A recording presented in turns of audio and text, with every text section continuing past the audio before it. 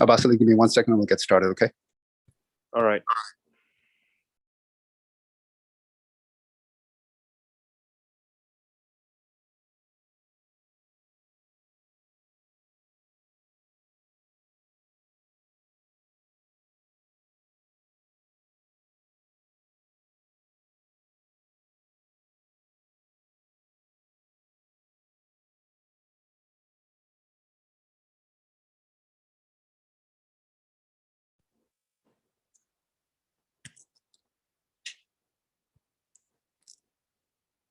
Abbasali, can you just recite Bismillahirrahmanirrahim twice or something so I can see if your voice comes inside in the main hall? Okay. Bismillahirrahmanirrahim. Bismillahirrahmanirrahim. Can you hear me? Do it one more time. Bismillahirrahmanirrahim. Bismillahirrahmanirrahim.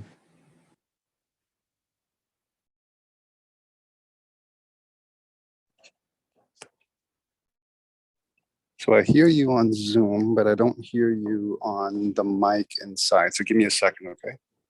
Okay.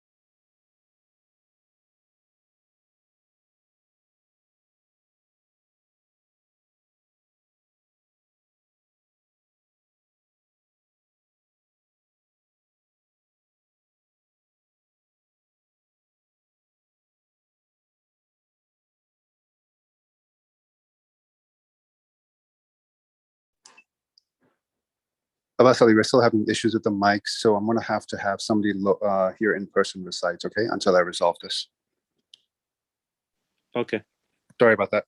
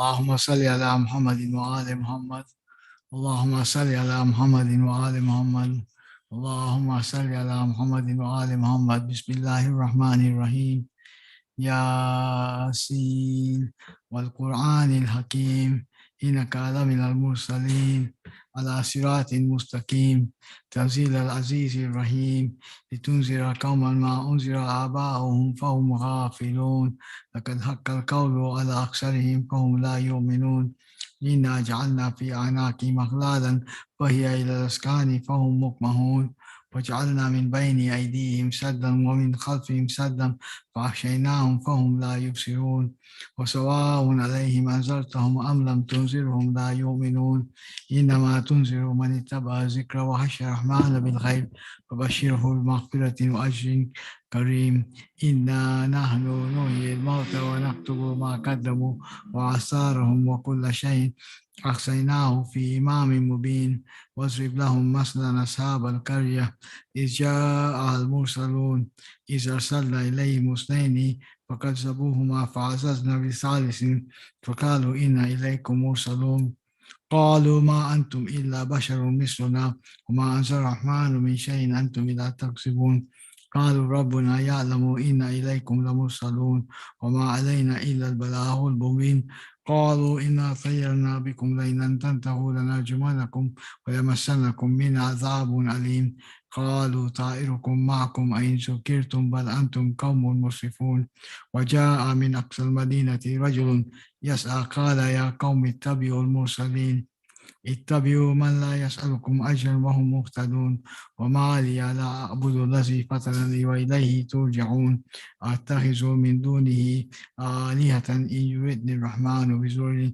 لا تغني عني شفاعتهم شيئا ولا ينقذون إني إذا لفي ضلال مبين إني آمنتم بربكم فاسمعون قيل ادخل الجنة قال يا ليت قوم يعلمون بما غفر لي ربي وجعلني من المكرمين وما أنزلنا على قومه من بعده من جند من السماء وما كنا منزلين إن كانت إلا صيحة واحدة فإذا هم خامدون يا حسرة على العباد ما يأتيهم من رسول إلا كانوا به يستهزئون ألم يروا كم أهلكنا قبلهم من القرون أنهم إليهم لا يرجعون وإن كل وإن كل لما جميع لدينا محضرون وآتوا لهم الأرض الميتة أحييناها وأخرجنا منها حبا فمنها يأكلون وجعلنا فيها جنات من نخيل وأعناب وفجرنا فيها من العيون ليأكلوا من ثمره وما عملته أيديهم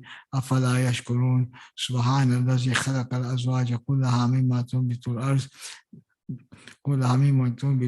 ومن أنفسهم ومما لا يعلمون وآية لهم الليل نصره منه النهار فإذا هم مظلمون والشمس تجري لمستقر لها ذلك تقدير العزيز العليم والقمر قدرناه منازل حتى عاد كالرجول القديم الشمس ينبغي لها أن تدرك القمر والليل سابق النهار وكل في فلك يسبحون وآية لهم أنا حملنا ذريتهم في الفلك المشحون وخلقنا لهم من مثله ما يركبون وإن نشاء نغرقهم فلا صريخ لهم ولا هم ينقذون إلا رحمة منا ومتاعا إلى حين وإذا قيل لهم اتقوا ما بين أيديكم وما خلفكم لعلكم ترحمون وما تأتيهم من آية من آيات ربهم إلا كانوا عنها معرضين وإذا قيل لهم أنفقوا مما رزقكم الله قال الذين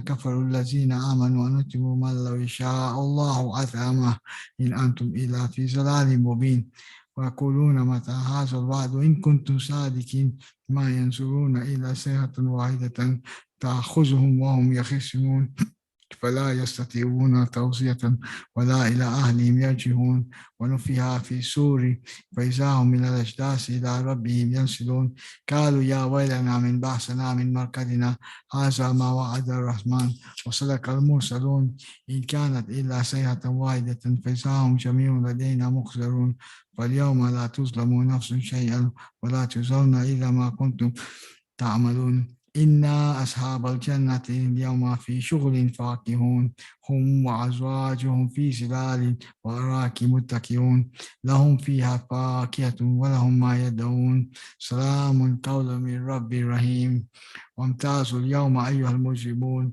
ألم أعهد إليكم يا بني آدم أن لا تعبدوا الشيطان إنه لكم عدو مبين وأن اعبدوني هذا صراط مستقيم ولقد ضل منكم جبلا كثيرا أفلم تكونوا تعقلون هذه جهنم التي كنتم توعدون اصلوها اليوم بما كنتم تكفرون اليوم نختم على أفواههم تكلمنا أيديهم وتشهد أرجلهم بما كانوا يكسبون لو نشاء لطمسنا على أعينهم فاستبقوا الصراط فأنا يبصرون ولو نشاء لمسخناه على مكانتهم فما استطاعوا مضيا ولا يرجعون ومن نعمره نقص في الخلق أفلا يعقلون وما علمناه شيرا وما ينبغي له إن هو إلا ذكر وقرآن مبين ينذر من كان حيا ويحق القول على الكافرين أولم يروا أنا خلقنا لهم مما عملت أيدينا أنعاما فهم لها مالكون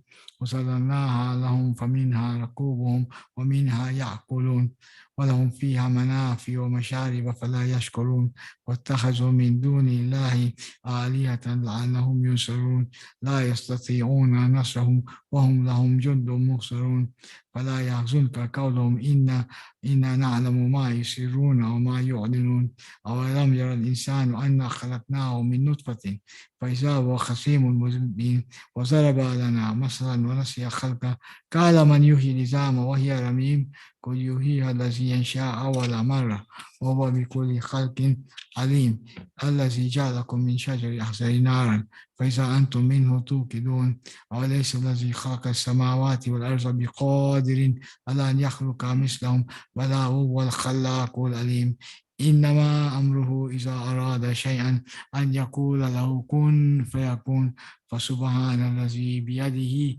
ملكوت كل شيء وإليه ترجعون صدق الله العظيم. سورة المباركة الفاتحة.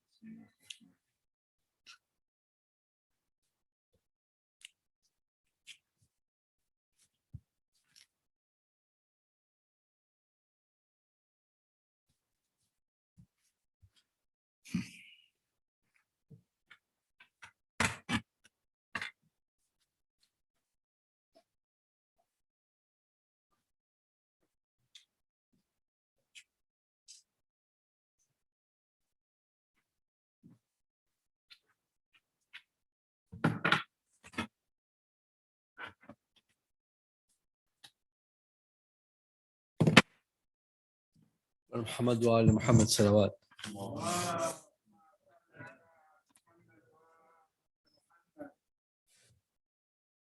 جب یاد سکینہ کو تیری آتی ہے بابا، جب یاد سکینہ کو تیری آتی ہے بابا، سر زندہ کی دیوار سے ٹکراتی ہے بابا، کانوں سے ٹپکتا ہے لہو، شانوں پہ دیکھو، کانوں سے ٹپکتا ہے لہو، شانوں پہ دیکھو، ظالم کی اذیت، ظالم کی اذیت مجھے تڑپاتی ہے بابا، جب یاد سکینہ کو تیری آتی ہے بابا،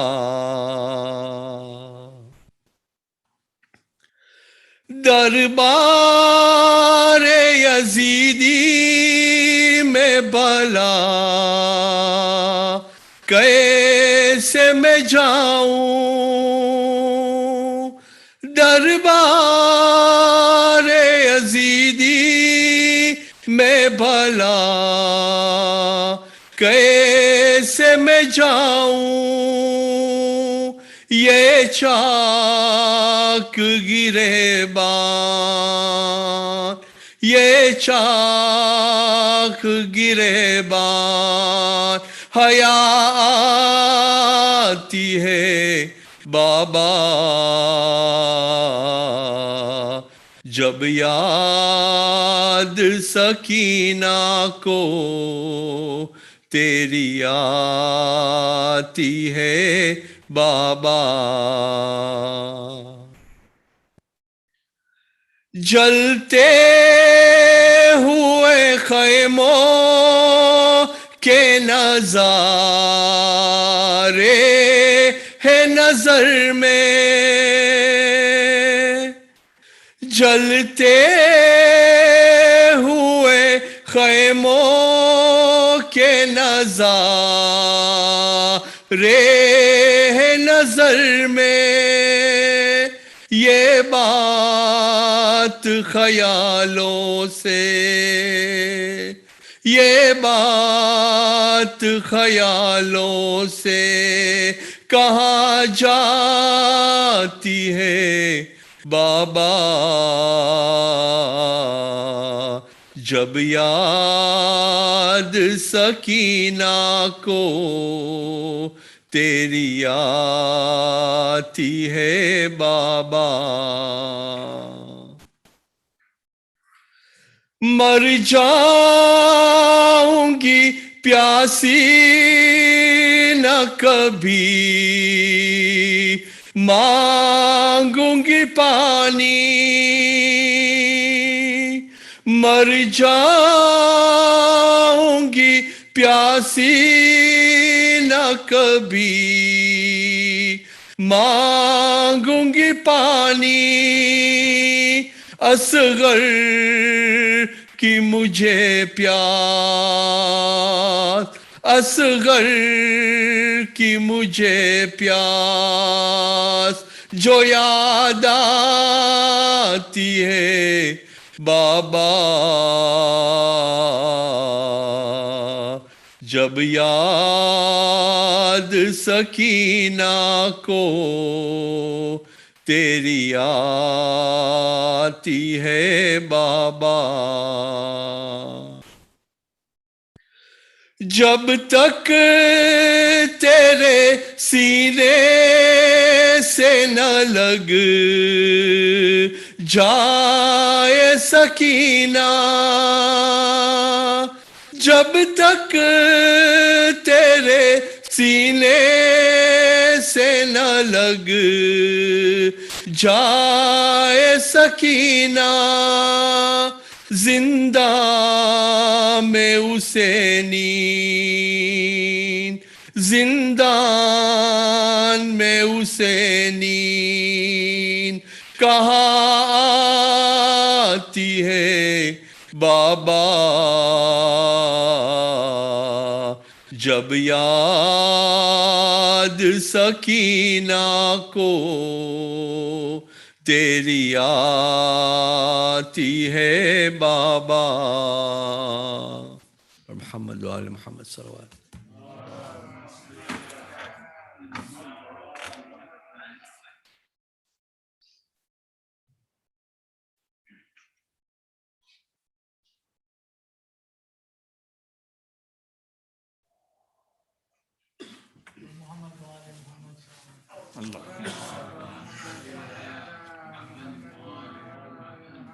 فاتحہ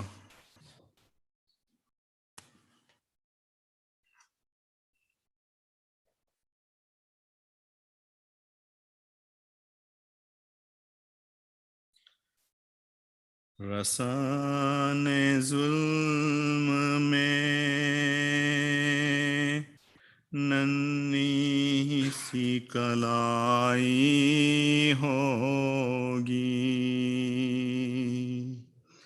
رسان ظلم میں ننھی سی کلائی ہوگی مجرئی کیسے سکینہ کو کلائی ہوگی رسان ظلم میں ننھی سی کلائی ہوگی صلوات اللہ محمد و آل محمد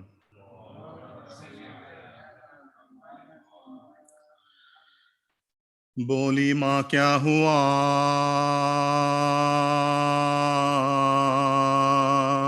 سکینہ کو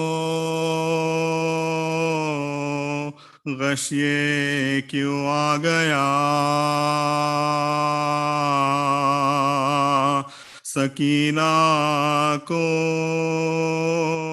غشیے کیوں آ گیا سکینہ کو کیوں یہ خاموش ہو گئی آخر کس نے کیا کہہ دیا سکینہ کو کس نے کیا کہہ دیا سکینہ کو کیا خبر اس کو کیا ہوا بیٹا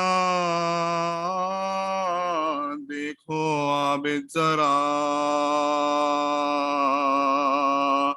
سکینہ کو ہائے غربت میں چھین کر مجھ سے لے گئی کیوں خزاں سکینہ کو لے گئی کیوں خزاں سکینہ کو نا شکایت ہے اب تماچوں کی نہ رسن کا گلا سکینہ کو نہ رسن کا گلا سکینہ کو بولی ماں کیا ہوا درود بر محمد و آل محمد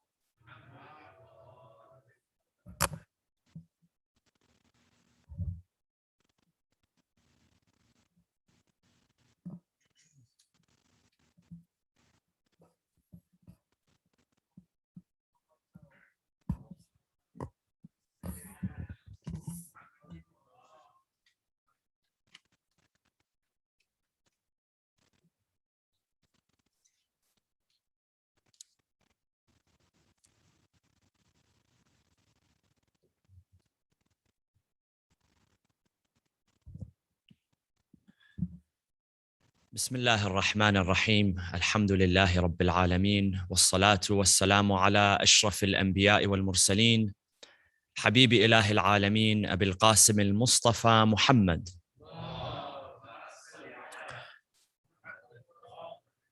وعلى أهل بيته الطيبين الطاهرين المعصومين المنتجبين الذين أذهب الله عنهم الرجس وطهرهم تطهيرا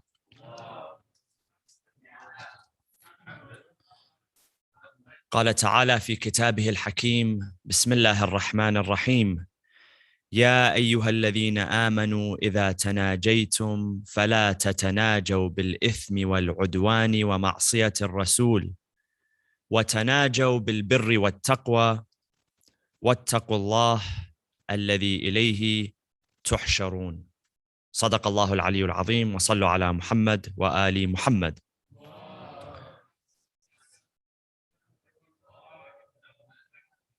Al-Allama al-Sheikh Baqir Sharif al-Qurashi, one of our contemporary scholars who passed away just a few years ago in the holy city of Najaf al-Ashraf, wrote a magnificent biography on the lives of the 14 Ma'sumin, alayhimus salam. And in his volume on the life and legacy of Al-Imam Abi Abdullah, Sayyid al-Shohoda, Abi Abdullah al-Hussain alayhi salam, he mentions the following, and specifically in the context of the battle that took place on the day of Ashura in the land of Karbala. He says the following: that those who stood against Imam Hussain alayhi salam, the army, whether they were numbered at 30,000, if we're being conservative, up to 120,000. Some reports suggest that those who came out in number were so vast in number that they stretched from the land of Karbala all the way to Kufa. For those of you who have done the ziyarah, you would know that it's quite a distance. But this was the number of people, according to some reports, that came out to fight against the Imam. Regardless, Al-Allama al-Qarashi says that they were comprised of 5 groups, 5 types of people, 5 elements of the army of Umar ibn Sa'd and Ubaydullah ibn Ziyad that came out to fight against the Imam. The first group were the opportunists. These were people who were driven and were motivated either by greed, they wanted to gain something, or fear. They were afraid that they would miss out on something. These were the people such as Umar ibn Sa'd himself, the commander of the army, whom we know was promised the governorship of Ar-Ray, which is a city south of today, in today's world, in today's geography, it's south of Tehran, the capital of Iran. He was promised that he would become the governor of that city if he fought against Imam Hussain alayhi salam. So these were the people that, according to Al-Allama al-Qarashi, he says that these were the people that had divorced righteousness. Because if you have any sense of righteousness within you, you realize that what God has in store for you is greater than whatever worldly opportunity that presents itself. This is the first group of people, according to him. The second group were mercenaries. And mercenaries are people who really don't have much skin in the game other than spoils of war, wanting whatever is going to be left over, the booty and the spoils of war. And these were the people who we find after the martyrdom of Imam Hussain alayhi salam. They continued the assault because their intention was to loot and plunder everything that existed, every material possession that existed in the camp of Imam Hussain alayhi salam. These were the people who plundered the body of the Imam.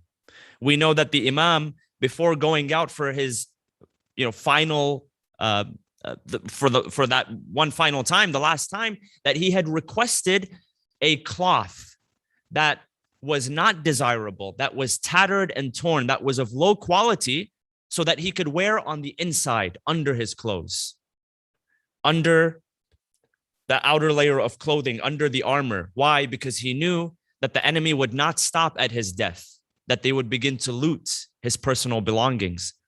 And they looted his armor. They looted his ring. They took everything. They snatched whatever they could from his body. Likewise, the women folk suffered the same fate. The women folk suffered the fate of their personal belongings being snatched from them. Narrations, reports tell us that one of the daughters of Imam Hussain alayhi salam even had her earrings snatched from her ear. And the person who snatched it from her, his rationale, his reasoning was the following: get this, that if I don't do this, somebody else is going to do this. So the second group were mercenaries, people who were after spoils of war. And these were the people that plundered the camp of Imam Hussain alayhi salam. The third group of people were sadists, people who had an inherent bloodlust. There are some people that they have a bloodlust. When they see blood and when they see violence and gore, it excites them. It excites something within them. We have in our history, the reports tell us about Al-Hajjaj ibn Yusuf al-Thaqafi, who was the governor of Al-Kufa during the time of the Umayyad Caliph Abdul Malik ibn Marwan. And he was the one that was responsible for going after many of the companions of Imam Ali alayhi salam, such as Sa'id ibn Jubair, Kumayl ibn Ziyad, Salim ibn Qais.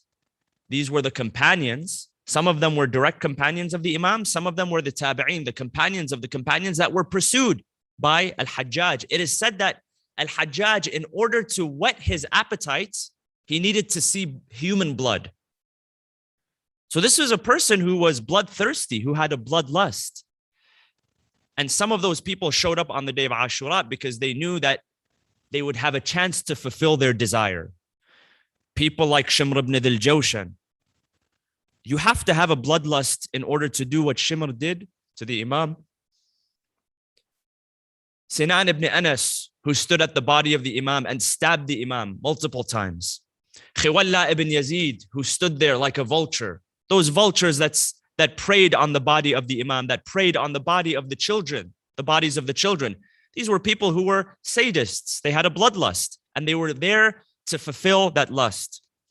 Number 4 are the people who were compelled, meaning that they claimed afterwards, when they were held responsible by people such as Al-Mukhtar bin Abi Ubaid al-Thaqafi and others who revolted and sought vengeance, their claim was that we're compelled. We didn't really want to show up, but we had to show up because of fear of reprimand, that we were going to be killed, or we were, we weren't going to be left alone by the government of Yazid or Ubaidullah ibn Ziyad. They were compelled to be there. This was the 4th group. And the 5th were the remnants of the Khawarij. Now we know that most of the actual Khawarij, the ones that fought against Imam Ali alayhi salam in the battle of Nahrawan, were annihilated. If you read the history of the battle of Nahrawan, the Imam, he let loose. He did not want a single one of them surviving. Reports tell us that there were a handful of them that did survive, a very small group of them that survived. And in fact, these were the ones that continued. And Sayyid Abdul Hussain Sharaf ad-Din, in one of his books, he says that it was this initial group that survived, that grew, that the later Khawarij who re-emerged came from this small group. And then later groups that broke off of the Khawarij and became their own schools of law and own schools of thought, they originated from this small group of Khawarij, such as whom? The Ibadis in Oman today, even though they're completely in their theology and in their practice are completely a different group almost than that original group. However, there was a small group that survived. And these were people who, no matter what you said to them, it would not do anything but increase in their aversion to the Ahlul Bayt alayhimus salam. It would do nothing but increase their spite and animosity to the Ahlul Bayt alayhimus salam. And this is a premonition from the Prophet, peace be upon him, where he told Imam Ali alayhi salam, he said, Ya Ali, he said, there will be people that if you feed them honey, if you hand feed them honey, it will do nothing but increase in their hatred towards you. And on the other side, there are people that if you point your sword against them, it will do nothing but increase in their love for you. You can't do anything to remove your hatred from some of their hearts and your love from the other hearts. Can't do anything about it. This was the unique persona of Imam Ali alayhi salam. This was he had such a unique personality that nobody in history was as loved and as hated as him. Nobody in history. So the 5th group were the Khawarij, the people who had unresolved grudges. These were the people that when Imam Hussain alayhi salam spoke to them on the day of Ashura and he introduced himself just to create a sense of clarity so that no one could walk away from that battle and say, I didn't know who I was fighting against. These were the group of people that said, listen, Hussain, we know exactly who you are. We know your grandfather. We know your uncle. We know your father. We know your brother. We know your mother. We know who you are. But we hate your father, Ali ibn Abi Talib. There's nothing we can do. We don't like the guy for what he did to us. Unresolved issues that they had. And these were the people who participated, some of them in the battle and some of them after the battle, in what took place with the family of the Ahlul Bayt alayhimus salam. So knowing this, we ask ourselves, where does evil, there are different groups of people coming together, where does it originate? How does someone become evil? How does an innocent baby, and if you go to the hospital and you visit the NICU, or you visit the, what do they call it, the maternity ward, and you see babies, newborn babies, so innocent, so loving, how do they turn into someone like Shimr ibn al-Jawshan, or Sinan ibn Anas, or Yazid ibn Muawiyah? What happens? And people of religion, theologists, theologians, sociologists, anthropologists, they've all tried to figure out across the centuries, what is it that drives people to do evil? Some have said the following. Some have said that they've categorized it in the following way, that there are several causes to why evil happens. Some of those causes are dispositional, which means that it is related to the inherent nature of the person. This is what a dispositional cause is. Some have said that no, it's not dispositional, it's situational. It depends on your situation. It depends on your environment. And it depends on how you were raised, how you were brought up, who you associated with. And some go further and say that it's not necessarily dispositional, not necessarily situational, but rather systemic. So to explain that example, one professor says it the following way. He says, when we talk about evil affecting good, we like to give the example of a rotten apple in a barrel, right? They say that one bad apple ruins the whole barrel. If we were to say that evil is a dispositional cause or comes from dispositional causes, we would look at the rotten apple and say, what's wrong with this rotten apple? Did it come from a bad tree? Was it left out in the sun for too long? What happened to create this one rotten apple which destroyed the whole barrel? This is looking at it from a dispositional point of view, dispositional perspective or dispositional cause. If we were to look at it from a situational perspective, we would look at the barrel. We would say, okay, it's not that actual apple. There's no difference between this apple and that apple. Both were picked from the same tree or similar trees. Both had, they came from the same soil, from the same water, from the same fertilizer, but it's the actual situation. It's the environment. So they look at the barrel. But then some go even further and they look at the system, the systemic causes. And they say that it's not the apple, it's not the barrel, it's the barrel maker.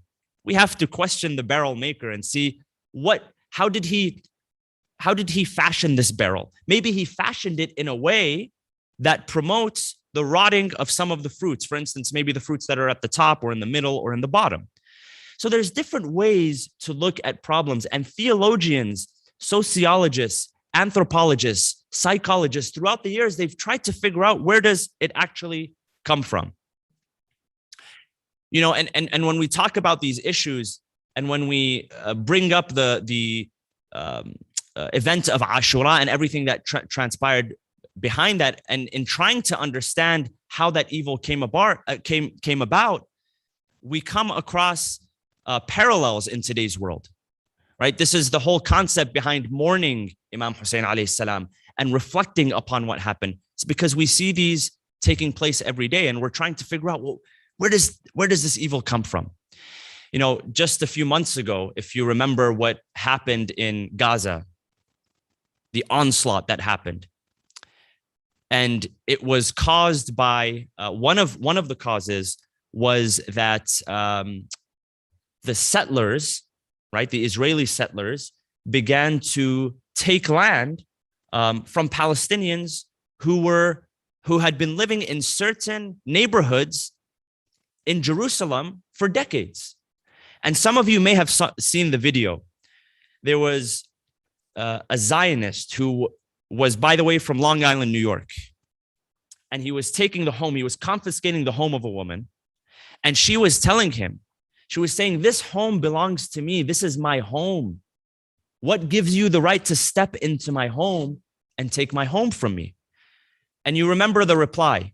He said, if I don't do it, somebody else is going to do it. And he threw up his arms like this. I have nothing to do with this. I'm doing this, but I really have nothing to do with this, because if I don't do it, somebody else is going to do it. This makes us question, where is this evil mindset coming from? Is it dispositional? Was this person born with it? Is it situational? Is it because they were introduced into a situation where everybody else was doing it, so they thought it was okay to do it as well? Or is it systemic? Is it higher than that? Is it the system that we actually have to look at that allows such injustices to take place?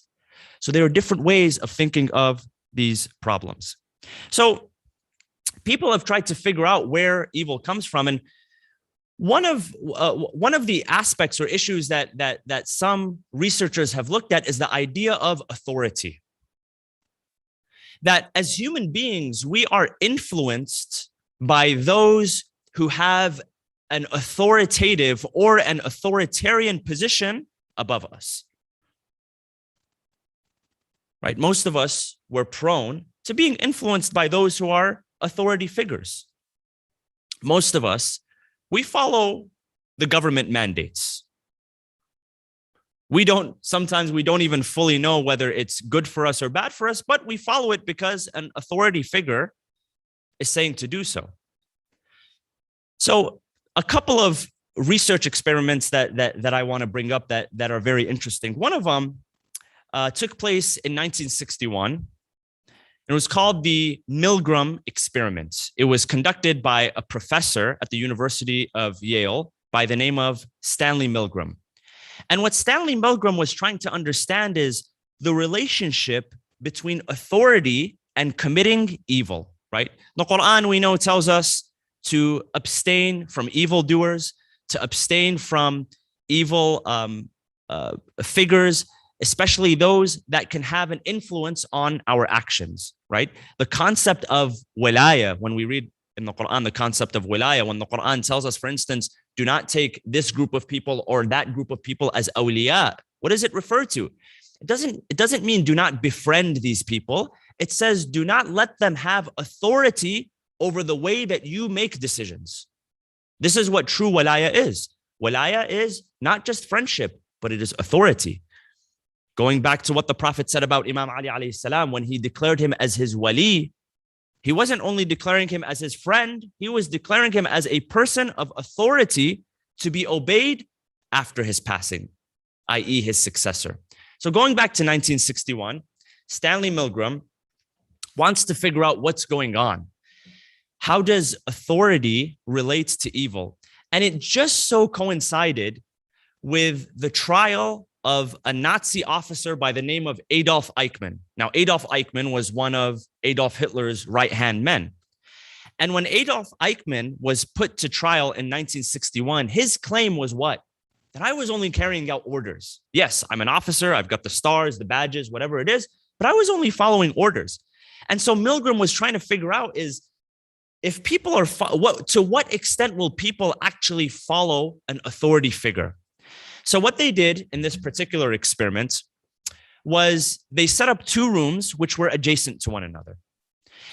And there would be three people involved in the experiment: a teacher, an administrator, a teacher, and a student.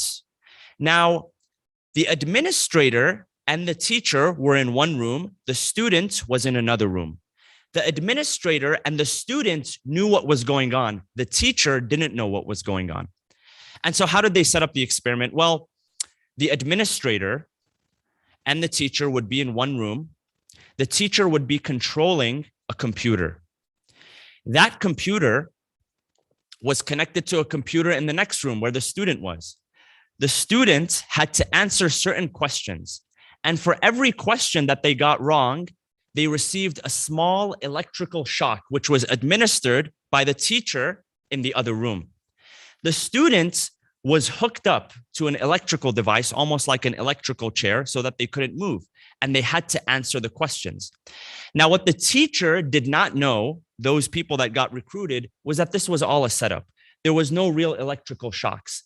But because they were sitting in a different room, they didn't know that when they would press a button, if the person in the other room was actually being shocked or not. They assumed that they would be shocked.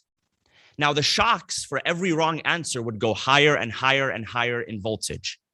And they knew The shocks were labeled that this is a tolerable amount of electric shock. This is a little bit less tolerable. This is, until the final one, it had 3 X's on it, meaning that if you push this button, the student in the other room is really going to feel it.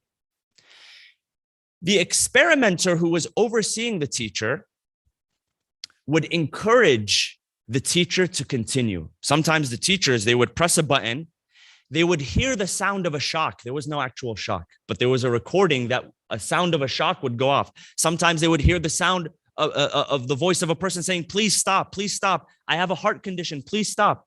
And they would want to stop.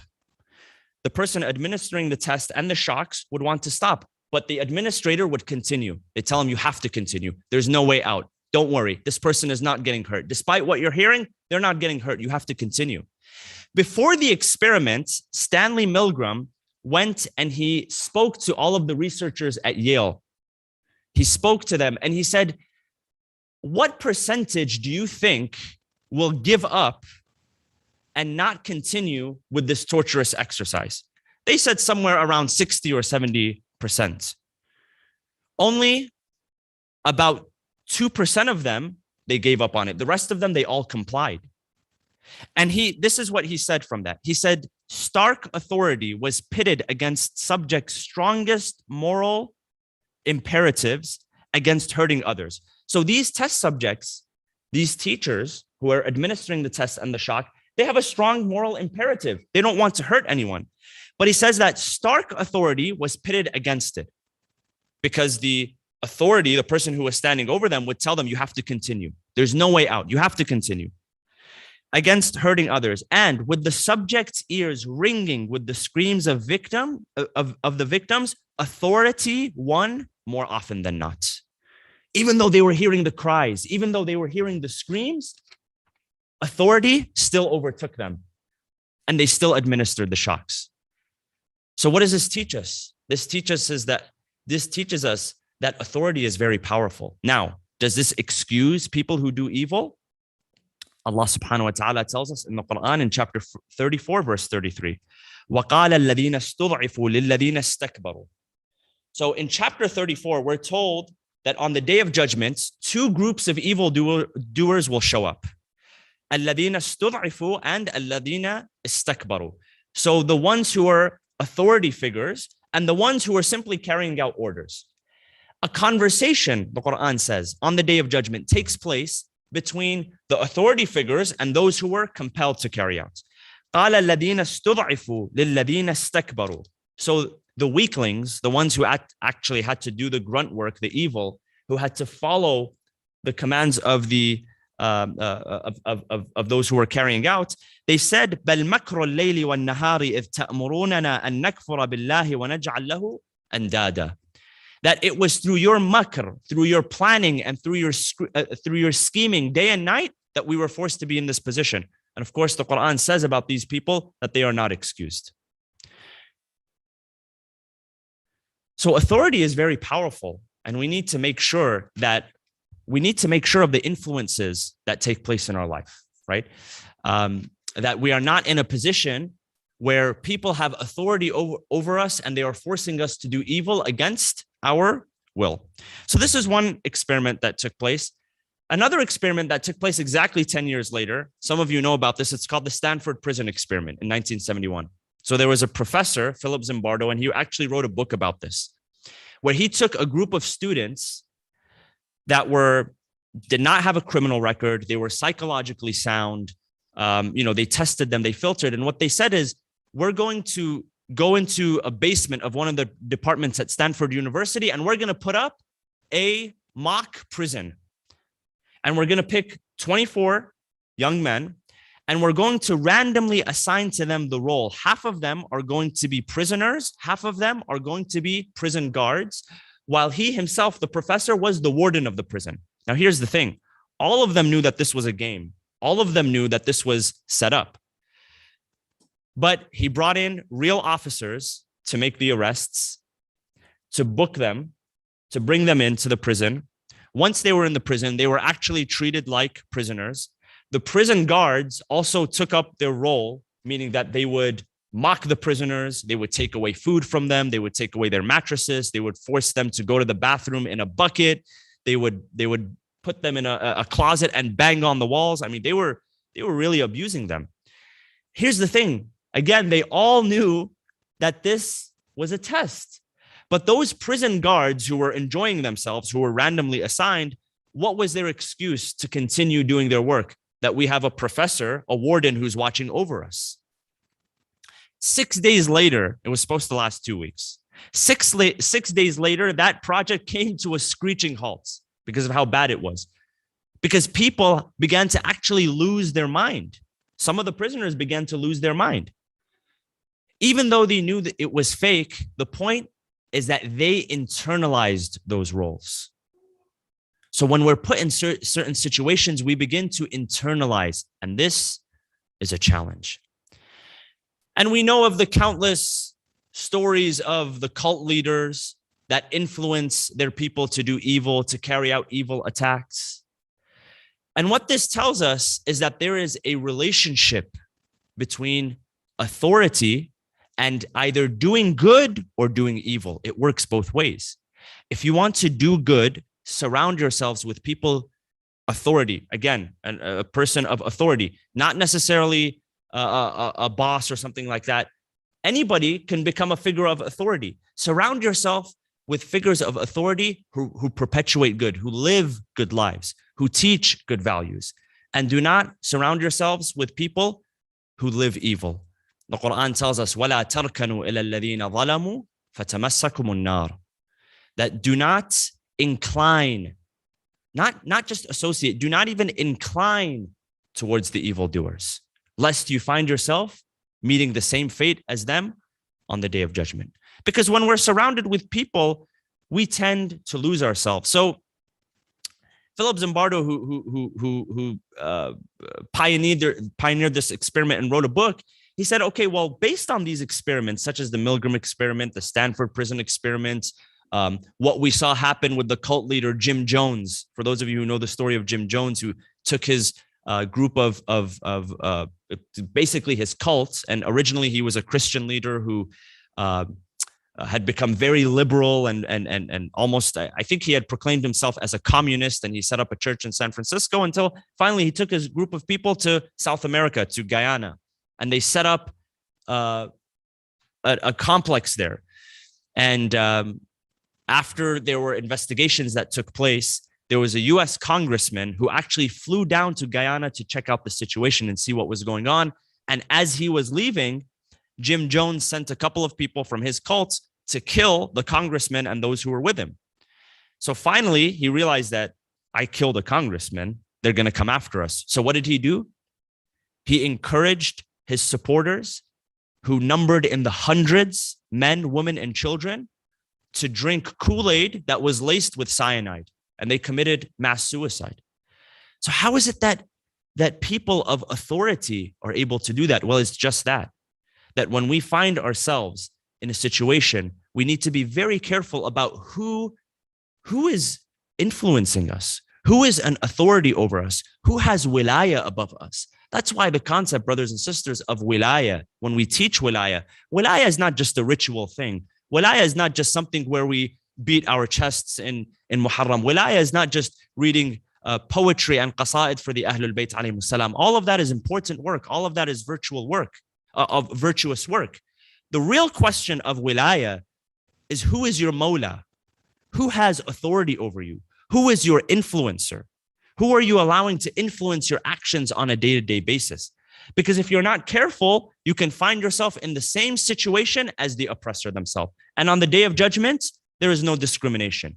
You follow in the same footsteps of them. Because the Quran tells us, يَوْمَ نَدْعُ كُلَّ أُنَاسٍ بِإِمَامِهِمْ. On the day of judgment, we will resurrect and call upon each person with their imam, with their wali, with their leader, the person who had authority above them. So what are some of those causes? Well, some of those researchers, they said that one of the causes where evil becomes perpetuated through authority is what is known as de-individuation. And de-individuation is when we find ourselves lost in a crowd of people.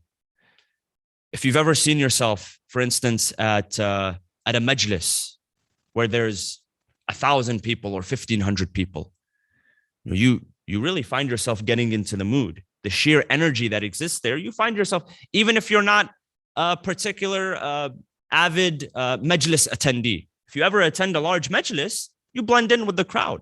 Likewise, when people go to certain events, sporting events, entertainment events, you find yourself blending in, you lose yourself, you find yourself blending in with the crowd. This concept is known as de-individuation, which means that you have to be very careful of the association that you keep. If you're young in here, and I hear young people say this all the time, that I'm going to hang out with these friends, but they're not going to influence me. Nope, wrong. It's not your choice whether they influence you or not.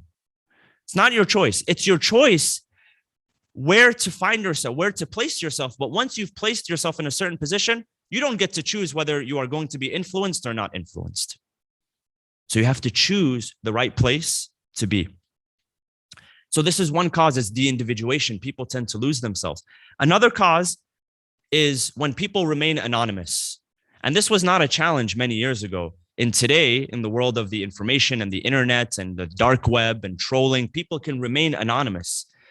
You see some people who wreak the most havoc online and on social media. And we saw it in the past few years with the elections and everything that's happening with the pandemic and the virus and all of that, that people can wreak havoc and remain anonymous. And the danger behind that is that there is no sense of accountability. When there is accountability, when you are accountable for every single word that you say, what kind of world would we live in if people were held accountable to the words that they said online, on social media, on WhatsApp? Because people can remain anonymous. You find people who are online, if you've seen on different social media accounts, who they might have hundreds of thousands of followers or even millions of followers, but nobody actually knows who they are because they remain anonymous. Thanks to the internet, we're able to do that these days. Another reason is dehumanization. Sometimes we dehumanize, and sometimes this happens within our Muslim culture in certain countries. I've been to certain Muslim countries. I won't say where, but I think all of them are guilty for this. That you have one class of citizens, people who have the citizenship, and then you have another class of citizens, people who don't have the citizenship. And in some of these countries, those that don't have the citizenship, they're not second-class citizens. They're 100th class citizens, where they're not able to own, they're not able to purchase anything, they're not able to vote, they can't have a driver's license, they can't get married, they can't participate in society, and they're looked at as less than. Certain countries, which I won't bring, and not only, I'm not talking just about Sunni countries. Sometimes we like to blame the other, that everything that for us, the Shia, that we do is perfect, and we can't criticize, and everything that the other does is evil. And that's not the case. That's truly not the case. And number 4 is cover stories. We all have a cover story.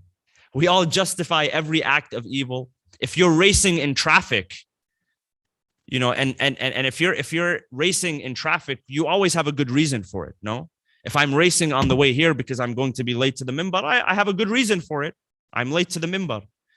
Well, what about the other guy that cuts me off and I curse at him and I try to speed up with him? Doesn't he have a good story too?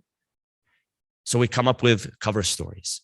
So what is the solution to this? Number 1 is that when we see evil, we resist and we disobey. This is the spirit of Ashura, resistance and disobedience in the face of evil, even when it comes from our own family members, even when it comes from our own circles. What does the Quran say?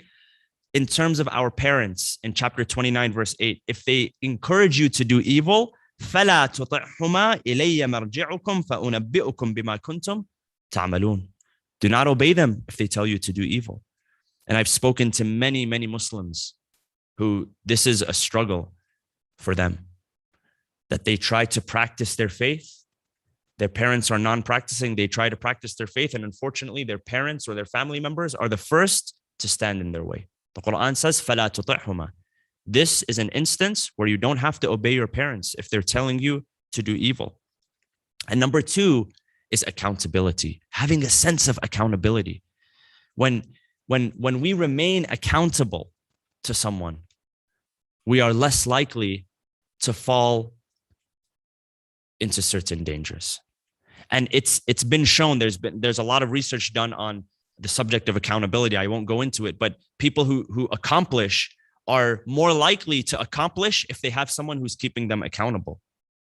People who want to stay away from certain lifestyles and certain habits are more likely to do so statistically if they have an accountability partner or an accountability group or someone who's keeping them accountable, someone who's questioning them.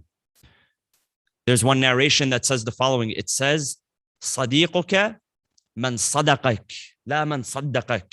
Your sadiq, your friend, is the one that tells you the truth, not the one who believes your truth. Sometimes we come across people who they never resist. They never say no. Whatever we want to do, whatever evil we want to do, they encourage and they support. And vice versa. Whatever evil they want to do, we don't hold them accountable. We don't question their motives. This is not a friend according to the hadith. صديقك من صدقك. Your friend, your true friend, is the one that tells you the truth, not the one that just nods his head and believes everything you say. This is a true friend. So having a sense of accountability, Imam Hussain alayhi salam, one of the factors that drove him towards executing his mission was the fact that he remained accountable. He knew that there was a God looking over him and watching. In one dua, he says the following. He says, Allahumma ja'alni akhshaka ka'anni arak. This is from, I believe, dua Arafah. Oh Allah, allow me to fear you, to revere you, as if I see you with my naked eye. Allahumma ij'alni akhshaka ka'anni arak. Allow me to see you. Allow me to behave in a way as if I was seeing you with my naked eye. In another part of the ziyarah, he says, عَمِيَتْ عَيْنٌ لَا تَرَاكَ عَلَيْهَا رَقِيبًا. The eye that does not recognize that you are watching over it is blind. That's not a seeing eye. That's a blind eye. Imam Hussain was driven by accountability, by a sense of accountability, by a sense of purpose. And so were his family members. And during the final days of Muharram and Safar after Ashura until the end of Safar are the days which normally we dedicate to the commemoration of the lives and the mission of the womenfolk and the family of Imam Hussain alayhi salam. Among the men, there was Imam Zainul Abidin alayhi salam, who was too ill to fight on the day of Ashura, even though he wanted to. Narrations tell us that there was a moment on the day of Ashura where Imam Hussain was crying out for assistance and for help, and there was no one to respond. All of a sudden, the Imam heard someone behind him coming out from the tent, and the sword was dragging on the floor. He did not even have enough strength to pick up the sword, Imam Zainul Abidin. He was dragging it on the floor, wanting to go out into the battlefield.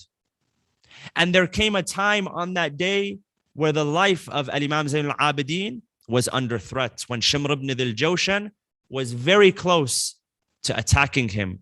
What happened in that moment? Lady Zainab alayhi salam, she threw herself onto the body of Imam Zainul Abidin to protect him, knowing that Shimr, as much of a criminal he was not going to attack a woman who was protecting a sick man. It would not get to that point. But the women who stayed behind, Zainab, Ruqayya, Kulthum, Rabab, Layla, these were the women that without them, we would have no remembrance of what took place on the day of Ashura. And to stand out as a leader and to shake people's conscience doesn't require you to be a certain age or a certain school of thought or a certain position. We learn lessons and our conscience is shaken when we hear the stories of some of the youngest people, such as Sayyida Ruqayya, also known as Bibi Sakina. The reports, there are different names that describe the same person. You know, coming here, I was listening to an audiobook, and the author was talking about his work and how his work required him to travel most of the time. And he says, one time when I was packing my bag for travel many years ago, my 5-year-old daughter, she turned to me, she said, "Daddy, why do you have to travel so much?" She couldn't understand that he was traveling to provide for the family. He said, "Honey, it's because this is how I support our family. This is how I make sure you and mom are comfortable. This is how I make sure that we're well taken care of and well fed." He says, my daughter said to me, 5-year-old daughter, she said, "Daddy, if I eat less, can you spend more time at home?" He says it, and he's talking, he says, "It took me 13 years to be able to tell that story without losing it." He says, "Even now, when I remember this, I'm on the brink of losing it emotionally." He says, "But that did not stop me." He said, "It broke my heart, and it was the hardest thing for me to hear in my entire life, but that did not stop me from continuing." He says, "If this was a Hollywood movie, you know, the skies would open and you would see a rainbow, and all of a sudden the father would have an epiphany. And from that point forward, he would never miss any of the children's games or functions or school or anything like that." But he said, this is real life. Real life requires us to make hard decisions, to move away from the people that we love and that we are attached to and that we live our entire lives for. He says, now I'm able to tell that story. Imagine, this is a person who travels from one place to another, knowing that he is going to come back, almost certain that he is going to come back. What was it like for the family of Imam Hussain alayhi salam, saying goodbye and farewell to the chief of the caravan, to the chief of the tribe, to Sayyid al-Shohoda, knowing that this was truly the final goodbye and that they would have to witness this goodbye in the most brutal of ways? Everything played out in front of the family and the women folk of Imam Hussain alayhi salam. They saw all of the tragedies. They saw from a distance how each one of the family members and companions went out one by one with bravery and valiance, being struck down, falling, calling their last call. And it continued, the brutality continued for many days after that, where they did not allow the bodies of Imam Hussain and the companions to be buried. Some reports tell us for up to 3 days until the woman of Banu Asad went out. Being taken from one city to another, paraded in front of the people of Kufa, in front of the people of Asham, in front of the people of the cities in between. Among them was this young lady, Bibi Sakina. And when they entered Asham, the Levant, where Muawiyah ibn Abi Sufyan had established as his semi-autonomous place of rule, and his son Yazid had taken over, they were not allowed, according to reports, to enter that city. They had to wait at the gates of that city in order to humiliate them, so that anyone who passed through the gates of that city would find them standing there without shade, without protection. Imagine the humiliation. Imagine the embarrassment. One narration tells us that as this caravan was moving along before reaching Asham, Sayyida Ruqayya, she called out that, "Let them raise the head of my father even higher on that spear." When they asked her why, she said, to divert the attention of the people so that they stop looking at us, the women and the girls. They stop staring at us as if we were some form of prize, as if we were spoils of war. We are the daughters of Rasulullah sallallahu alaihi wasallam. And when they arrived at Asham, they stood at those gates. Sahl ibn Sa'id al-Sa'idi, or Sahl ibn Sa'd al-Sa'idi, who was one of the people who lived long enough to hear the hadith of Rasulullah sallallahu alaihi wasallam, he was coming back to Asham from a business trip that he had.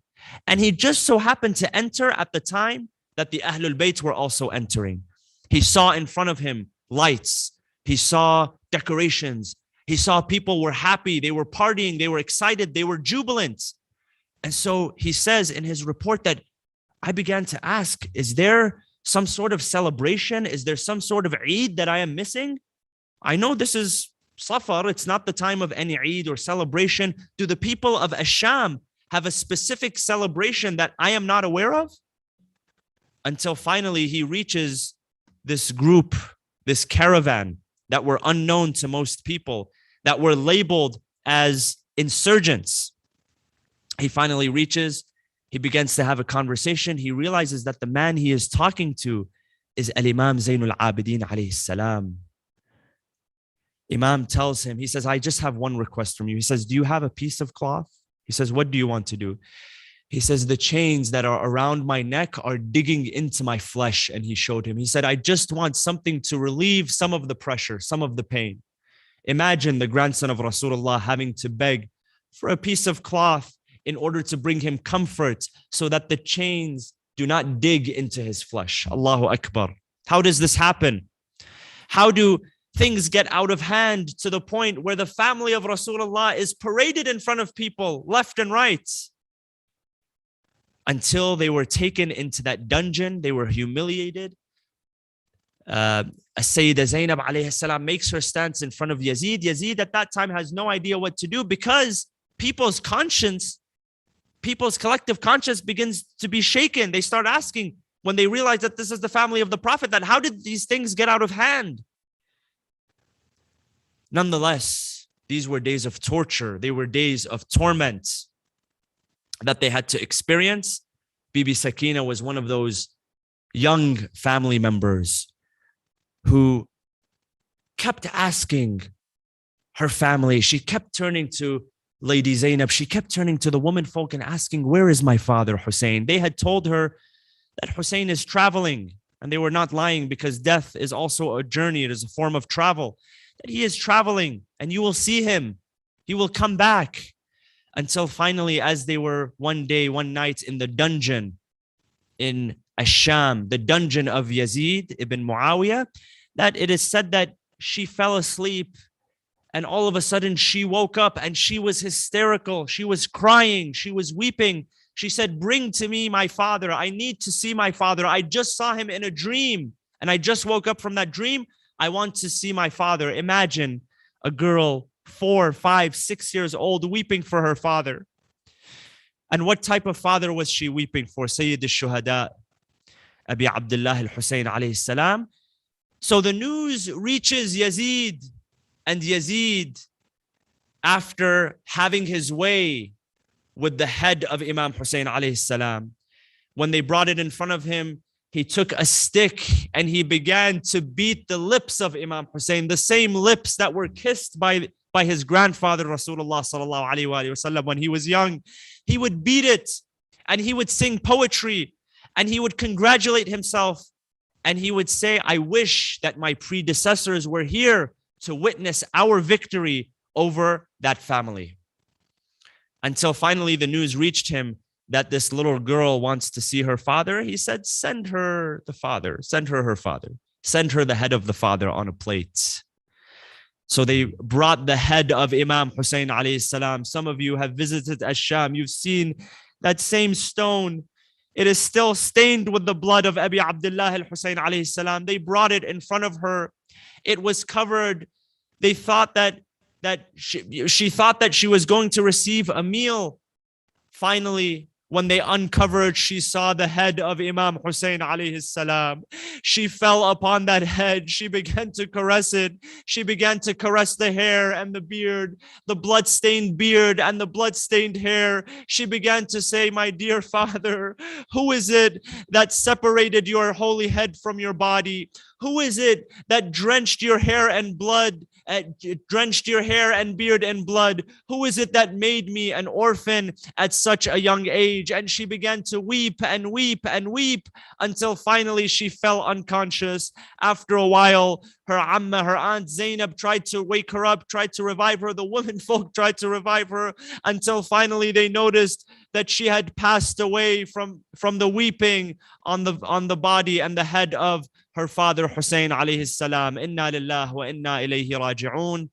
وسيعلم الذين ظلموا أي منقلب ينقلبون والعاقبة للمتقين. Oh Allah, we ask Allah subhanahu wa ta'ala to accept this majlis, to send the thawab of this majlis to the soul of Bibi Sakina, who we are here to commemorate her. We ask Allah subhanahu wa ta'ala that by the blessings of this majlis, to relieve us, to bring relief to all of us, the families who are here, to bless the souls of all of the marhumin, of the families here. We ask Allah subhanahu wa ta'ala to bring relief to all of those worldwide who are suffering during these very difficult times. Oh Allah, we ask you to bring them relief, quick relief, inshallah, and we ask you to forgive us. Bismillah ar-Rahman ar-Rahim.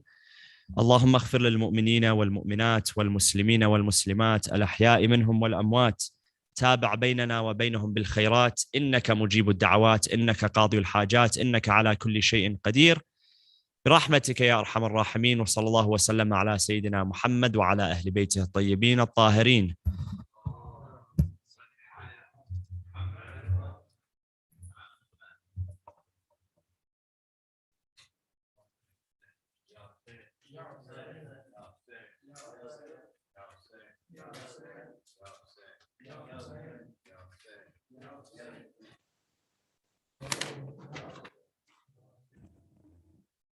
Sakina کرتی ہے زاری میرے بابا میں تیری لاش پر واری میرے بابا سکینہ کرتی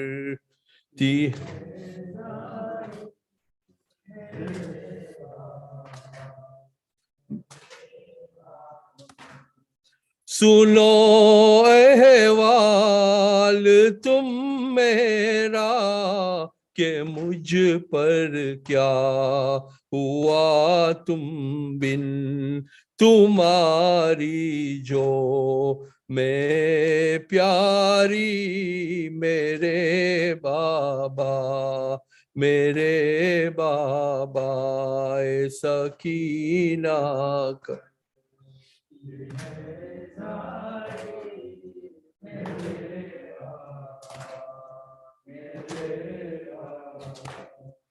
ستم گر میں گھس آئی قیامت ہم پہ یہ لائی ہوئی قیدی میں بیچاری میرے بابا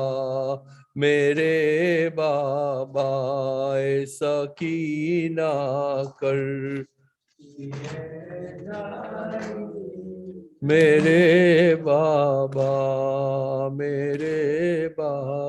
سورۃ بارکۃ الفاتحہ الصلوات.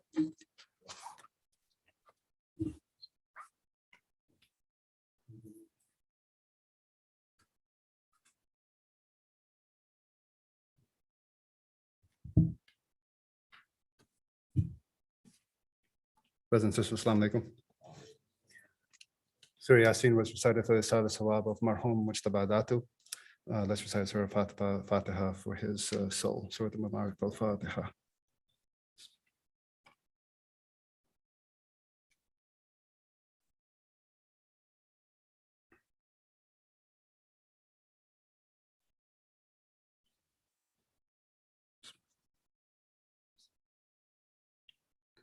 Surah Fatiha is also requested for Marhum Sheikh Asif, Marhum Ghulam Ali Fazal, Marhum Amiraj Banu Fazal Maklai, Marhum Mukhtar Dosa, Marhum Khurshu Fazal, Marhum Firoz Merchant, Marhum Victor June, Marhum Doris June, Marhum Muklai, also the Marhum of the Muklai family, Sayani family, and Himani family, and all the Marhumins.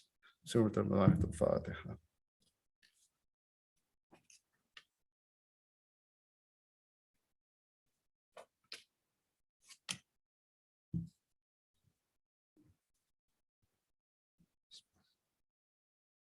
Just a quick reminder, our next set of programs will be the Ashrazina Bia programs leading up to Arba'in.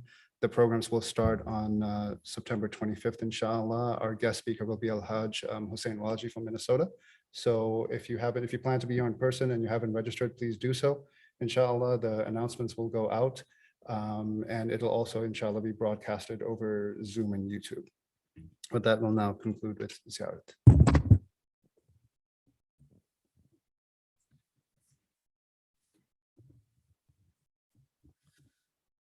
السلام عليك يا رسول الله. السلام عليك يا فاطمة الزهراء. السلام عليك يا علي المرتضى. السلام عليك يا أبا عبد الله وعلى الأرواح التي حلت بفنائك.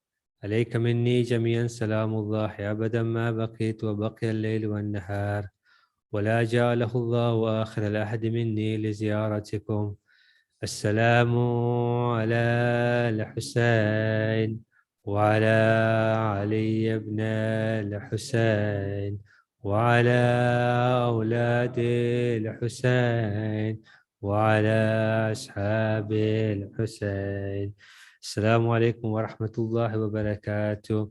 السلام عليك يا مولى وابن مولى. السلام عليك يا غريب الغرباء. السلطان أبا الحسن علي بن موسى الرضا، وإن شفيعنا وشفيع والدي. السلام عليكم ورحمة الله وبركاته. السلام عليك يا صاحب العصر والزمان. الأمان الأمان الأمان. السلام عليك يا خليفة الرحمن. السلام عليك يا شريك القرآن. السلام عليكم ورحمة الله وبركاته.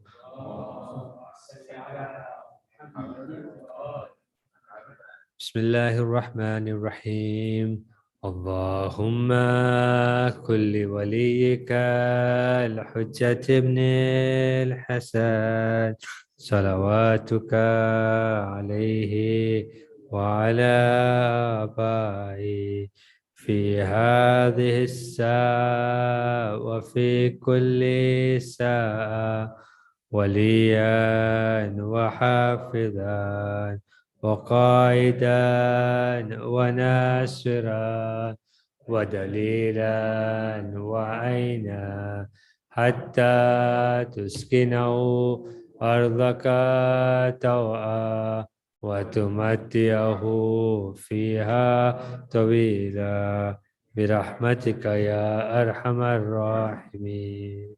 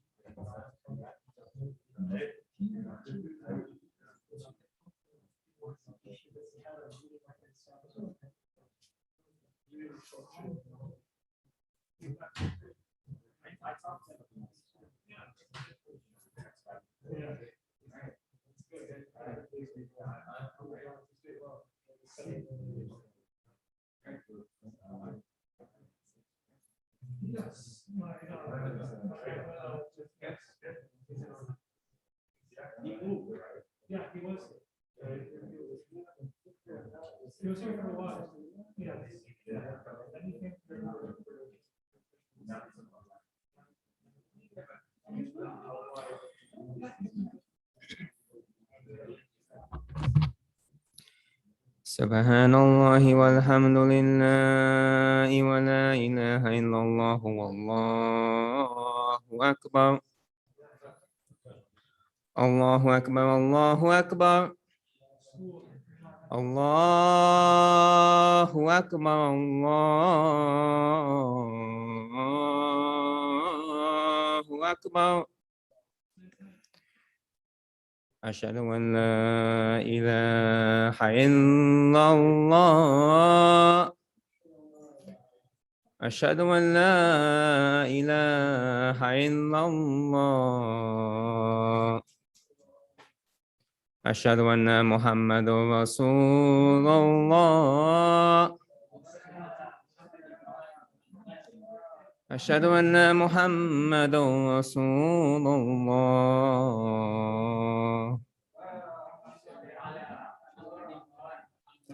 أشهد أن علي ولي الله أشهد أن علي حجة الله